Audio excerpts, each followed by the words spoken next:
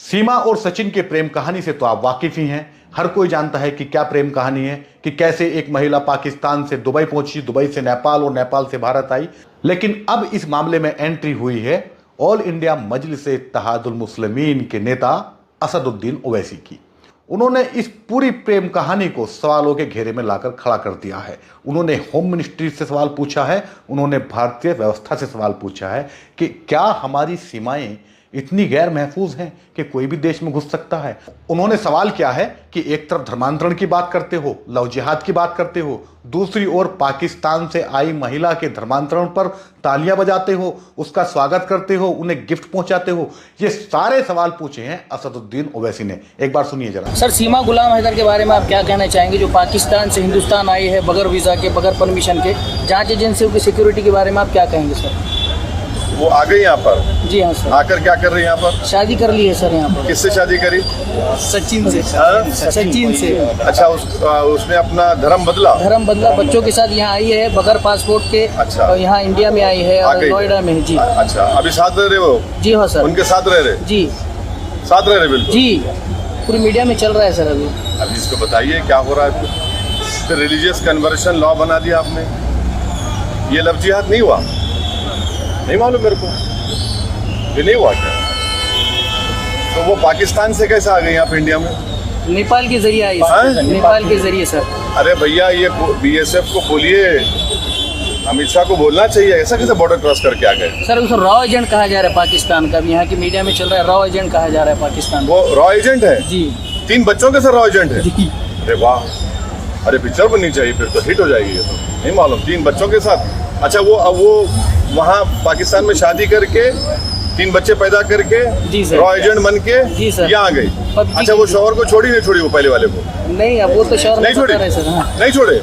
अरे वाह, ये कौन सा है? दुबई में? हाँ, शौहर पहले का शौहर दुबई में सर। उसको नहीं छोड़े? उसको पता भी नहीं इधर आ गई सर। तो मालूम भी नहीं? नहीं। और यहाँ पर आ गए, यहाँ पर उनका शादी हो गया? जी सर, हो गया। अरे वाह, हिंदू धर्म भी है। नहीं, कैसा हो गया भाई, बगैर छोड़े शादी भी कर लिए? हाँ सर। अरे ये तो नहीं मालूम मेरे को। ग्रेट है ये तो। क्या बोले इस पर, क्या बोलेंगे?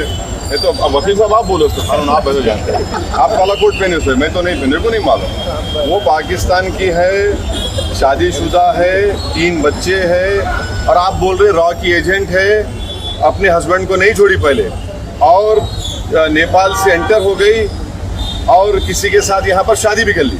जी सर। शादी कर लिया? जी सर। कन्वर्शन।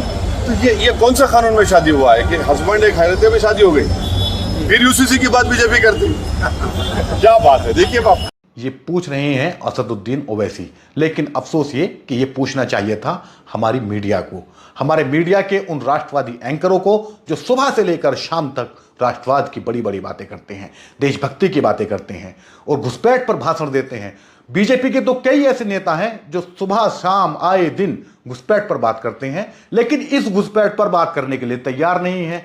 दिल्ली के वो इलाके जहां पर मुसलमान बहुतायत संख्या में रहते हैं, उन इलाकों में रोहिंग्या और बांग्लादेशी घुसपैठिए होने का दावा करते हैं, लेकिन इस घुसपैठ पर खामोश हैं। आपने देखा होगा कि पिछली बार जो ईद आई थी, उस पे कैसे एक तथाकथित यूट्यूबर ने मुसलमानों को बदनाम करने के लिए मुस्लिम मोहल्ले में आकर बांग्लादेश के जो छात्र रह रहे थे, जो पढ़ने के लिए यहाँ पर आए थे, उनके इंटरव्यू के, उन्होंने बताया गया कि किस तरह वो यहाँ पर आए हैं और अवैध तरीके से रह रहे हैं। हालांकि वो वैध तरीके से रहकर यहाँ पर पढ़ाई कर रहे थे, लेकिन इसके बावजूद मुसलमानों के मोहल्लों को बदनाम किया गया, मुसलमानों की बस्तियों को बदनाम किया गया, उनके बस्तियों को घुसपैठियों का अड्डा बताया गया। लेकिन इस सीमा हैदर को ना घुसपैठिया कहा जा रहा है, ना इसे पाकिस्तानी कहकर गाली दी जा रही है, ना इसकी देशभक्ति पर सवाल किया जा रहा है, ना इसकी धर्मनिष्ठा पर सवाल किया जा रहा है, ना इसके बच्चों पर कोई सवाल किया जा रहा है, ना इससे बढ़ती जनसंख्या पर कोई सवाल किया जा रहा है। ऐसे कितने ऐसे सवाल हैं जो इस सीमा से नहीं किए गए हैं और मीडिया बिल्कुल खामोश है।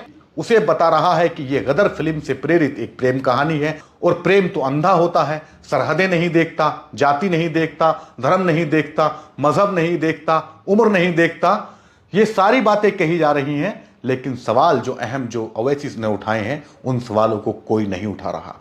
कोई नहीं पूछ रहा कि आखिर किस तरह एक महिला 4 बच्चों को लेकर भारत में अवैध तरीके से आ जाती है, बिना वीजा के आ जाती है, और जब वो खुद अपने इंटरव्यू में कबूलती है कि जब उससे चेकिंग के दौरान पूछा गया तो उसने बच्चों के नाम हिंदू बता दिए। क्या हिंदू होना इस बात का प्रमाण है कि किसी नागरिक को जो चेकिंग प्रक्रिया है उससे नहीं गुजरना पड़ेगा, जो जांच प्रक्रिया है उससे नहीं गुजरना पड़ेगा? इसे जांचने के लिए कोई हिंदू जाकर देखे एयरपोर्ट पर और एंट्री करने की कोशिश करे, उसे पता चल जाएगा कि उसका हिंदू होना किसी काम का नहीं है। पहले उससे आधार कार्ड मांगा जाएगा, पहले उससे आवश्यक कागजात मांगे जाएंगे, उसके बाद ही उसे एंट्री दी जाएगी। लेकिन ये महिला जिसके पास में 6 पासपोर्ट हैं, कई सिम हैं और कई मोबाइल हैं, ये भारत में रह रही थी। वकील ने इसके बारे में बताया, उसके बाद में तो ये मीडिया की आंखों का तारा बन गई। कोई इससे सवाल पूछने के लिए तैयार ही नहीं है। लेकिन देश की सुरक्षा के साथ हो रहे इस खिलवाड़ को गंभीरता से लेने की जरूरत है। जांच एजेंसियों को इस पूरे प्रकरण पर और इसे शह देने वालों पर नजर रखने की जरूरत है कि आखिर ये हैं कौन और क्या चाहते हैं, क्यों हमारे देश में आए हैं।